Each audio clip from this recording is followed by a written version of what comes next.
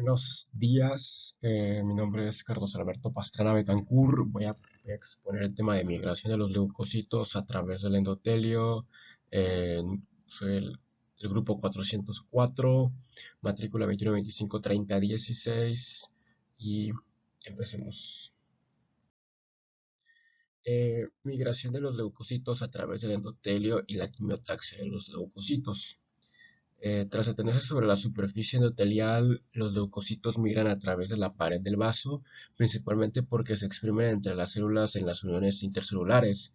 Esta extravasación de los leucocitos, llamada transmigración, sucede principalmente en las vénulas postcapilares, lugar en el cual se produce la máxima retracción de las células endoteliales, en el cual el desplazamiento adicional de los leucocitos es regulado por los quimiosinas elaboradas en los tejidos extravasculares que estimulan el movimiento de los mismos a favor del gradiente químico, en el cual se describen en la imagen derecha. Además, la molécula de adhesión entre la célula endotelial y la plaqueta 1 es una molécula de adhesión de la superfamilia de las inmunoglobinas, expresada en los leucocitos y en las células endoteliales, en las cuales intervienen en los procesos necesarios para que los leucocitos atraviesen al endotelio.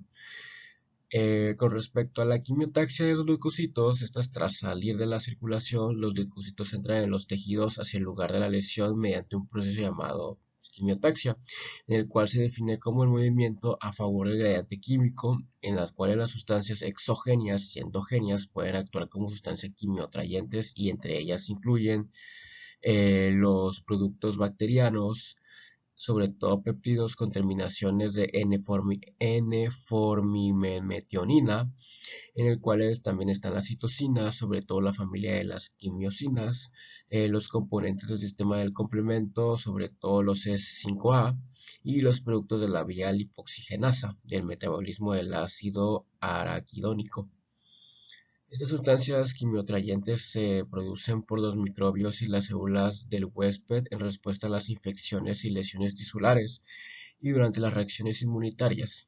Todas se unen a unos receptores acoplados a una proteína G con 7 unidades transmembrana de la superficie de los leucocitos, la cual las señales indiciadas por estos receptores activan segundos mensajeros que inducen a la polimerización de la actina, lo que determina un aumento de las concentraciones de la misma en el margen de avance de la célula y la localización de los filamentos de miosina en la parte posterior, en la cual también podemos ver la naturaleza del infiltrado leucocítico. Va a depender de la antigüedad de la respuesta inflamatoria y del tipo de estímulo, en el que en la mayor parte de las formas de inflamación aguda, los neutrófilos predominan en el infiltrado inflamatorio durante las primeras 6 a 24 horas y de forma gradual se sustituyen por macrófagos derivados de los monocitos en 24 a 48 horas, en el que existen varios motivos que van a explicar el predominio inicial de los neutrófilos, que son más numerosos en la sangre que los demás leucocitos.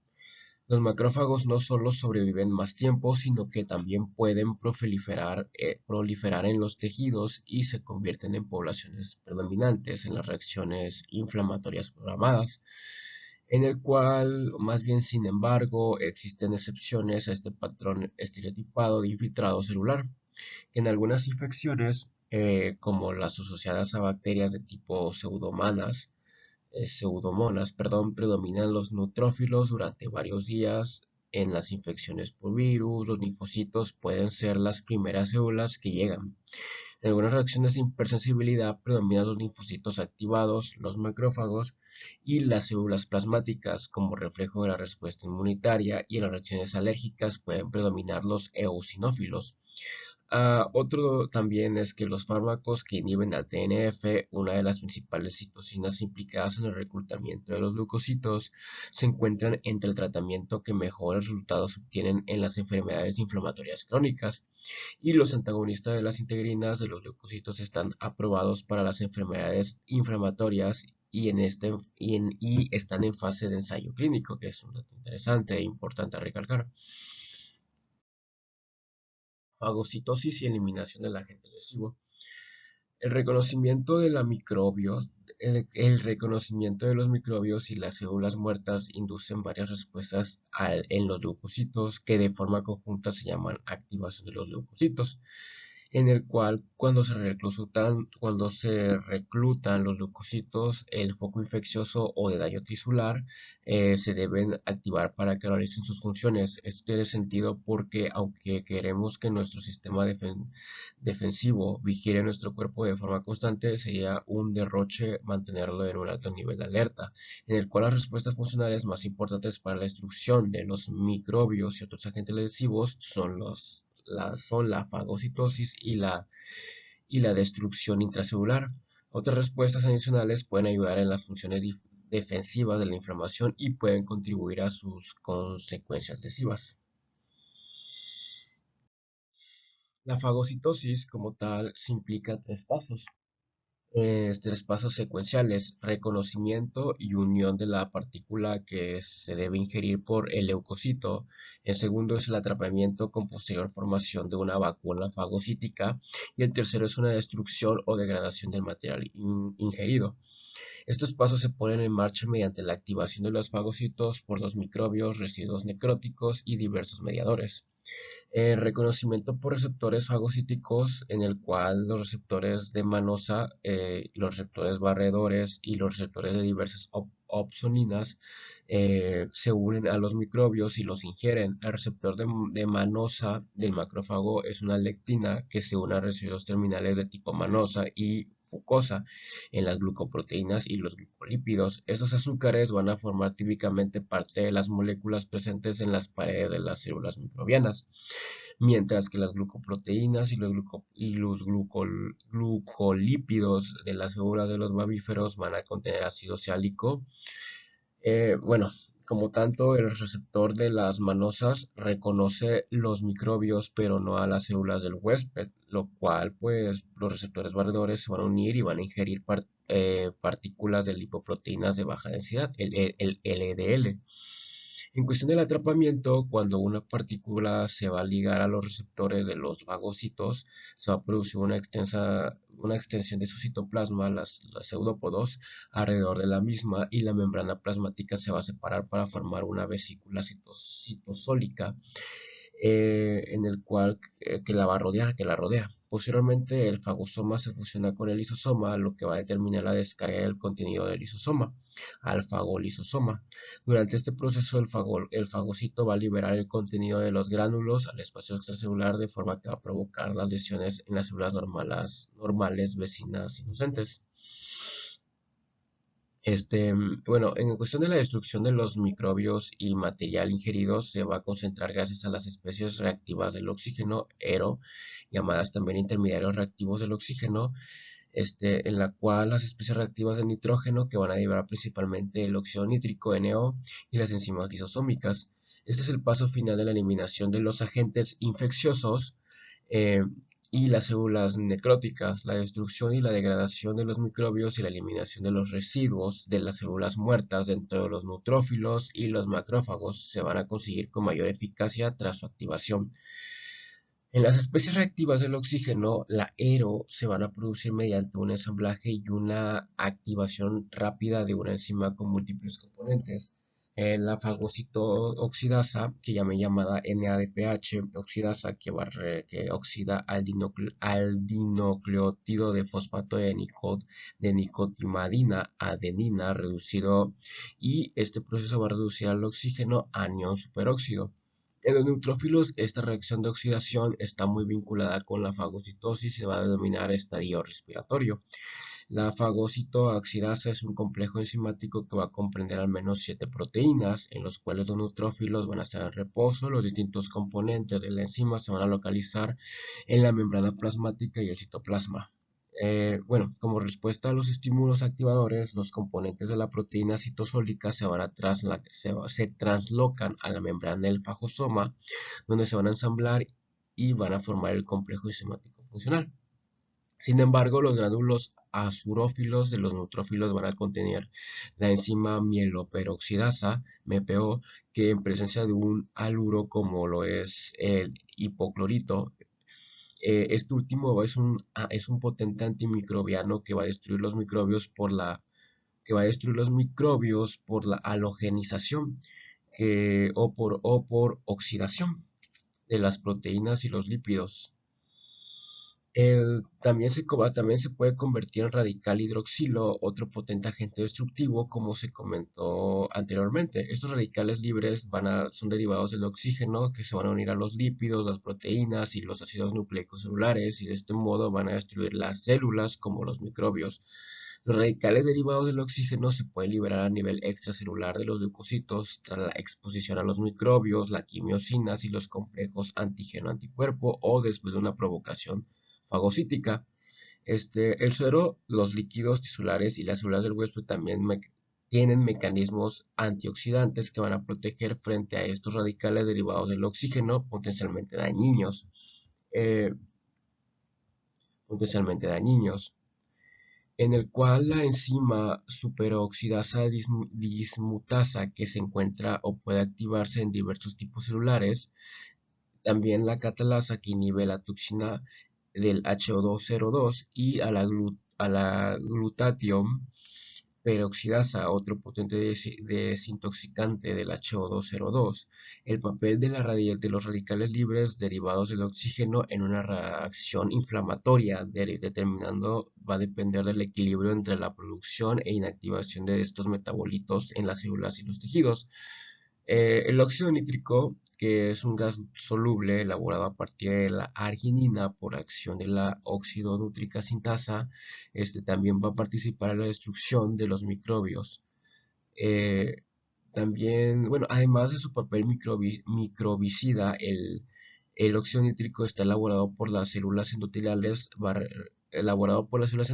relaja el músculo liso vascular y fomenta la vasodilatación. No está claro si esta acción tiene un papel importante en las reacciones vasculares de la inflamación aguda. Otro son las enzimas de los gránulos y otras proteínas, en los cuales los neutrófilos y los monocitos contienen gránulos llenos de enzimas y proteínas antimicrobianas que van a degradar los microbios y los tejidos muertos y pueden contribuir a las lesiones tisulares. Estos gránulos son secretores activos y por eso se diferencian de las lisosomas clásicos, los cuales los neutrófilos tienen dos tipos principales de gránulos. Los gránulos más pequeños, específicos o secundarios, contienen lisosoma, colagenasa, gelatinasa, lactoferrina, nistamecina y fosfatalcalina. Los gránulos auxorófilos o primarios más grandes contienen MPO, factores bactericidas como los defensinas, cirolasas, ácidas y diversas proteasas neutras. Las distintas enzimas de los gránulos van a realizar distintas funciones, las cuales las proteasas ácidas degradan las bacterias y los residuos celulares dentro de los fagolisosomas, que se acidifican por las bombas de protones unidas a la membrana. Las proteasas neutras pueden degradar diversos componentes extracelulares como el colágeno, la membrana basal, la fibrina, la elastina y el cartílago, lo que produce la destrucción tisular que se va a observar en los procesos inflamatorios. Por último, también tenemos que tener, bueno, la aparición de más inflamación porque van a producir lesiones de los tejidos que no se van a controlar como tal. Sin embargo, estas proteasas lesivas normalmente se van a controlar por un sistema de antiproteasas en el suero y los líquidos tisulares. Una de las más destacadas de estas es la antitripsina, que es el principal inhibidor de la elastasa de los neutrófilos. Igual una deficiencia de estos inhibidores puede provocar una acción mantenida de las proteasas de los leucocitos, como ocurre en los pacientes con una deficiencia de antitripsina. Bueno, las trampas extracelulares de neutrófilos son trampas fibrilares, son tramas, perdón, son tramas fibrilares extracelulares que concentran sustancias antimicrobianas en los focos de infección, impidiendo la diseminación de los microbios porque los atrapan dentro de las fibrillas. Estos se pueden producir por los neutrófilos en respuesta a los patógenos infecciosos. Las trampas extracelulares son una trama viscosa de cromatina nuclear que se liga a proteínas de los gránulos, como los péptidos antimicrobianos y las enzimas y las concentra. Las TEN son un mecanismo adicional de destrucción de los microbios sin participación de la fagocitosis, en el cual el proceso de formación se pierden en los núcleos de los neutrófilos, lo que va a producir la muerte de los mismos en un proceso que se llama a veces tenosis, que corresponde a una forma definida de muerte celular que afecta a los neutrófilos. Estos se han detectado también en la sangre durante la sepsis. La cromatina nuclear también incluye histonas y ADN asociado que pueden ser una fuente de antígenos nucleares en las enfermedades autoinmunitarias sistémicas, perdón, sobre todo en el lupus, en el que los individuos reaccionan frente a su propio ADN y nucleoproteínas. En la lesión tisular mediada por los leucocitos y otras respuestas funcionales de los leucocitos activados. Los leucocitos son importantes mediadores de las lesiones de las células y los tejidos normales en varias circunstancias, como parte de la reacción normal de defensa frente a los microbios infecciosos, porque los tejidos afectados o próximos de las infecciones sufren lesiones colaterales, en algunas infecciones difíciles de erradicar como la tuberculosis y algunas enfermedades vílicas como la hepatitis. Cuando el huésped hiperreacciona frente a sustancias ambientales habitualmente inocuas, como sucede en las enfermedades alérgicas, en el asma y algunas reacciones frente a fármacos, y también cuando la respuesta inflamatoria se dirige de forma inadecuada contra los tejidos del huésped. Esto sucede en algunas enfermedades autoinmunitarias. Los leucocitos también causan lesiones en los tejidos mediante la liberación de moléculas lesivas. Igual, otros fármacos adicionales otras respuestas funcionales de los leucocitos activados, además de eliminar los microbios y las células muertas, los leucocitos activados realizan otras funciones en la defensa del huésped. Es importante recordar que estas células, sobre todo los macrófagos, producen citocinas que pueden amplificar o limitar las reacciones inflamatorias. En estos análisis de la inflamación aguda se centran más en la importancia de los neutrófilos y los macrófagos. Sin embargo, está claro que algunos linfocitos T, que son células propias de la inmunidad adaptativa, también contribuyen a la inflamación aguda. La más importante de estas células son las producidas de la citocina IL-17, que se comentan en detalle posteriormente a ello, ¿no?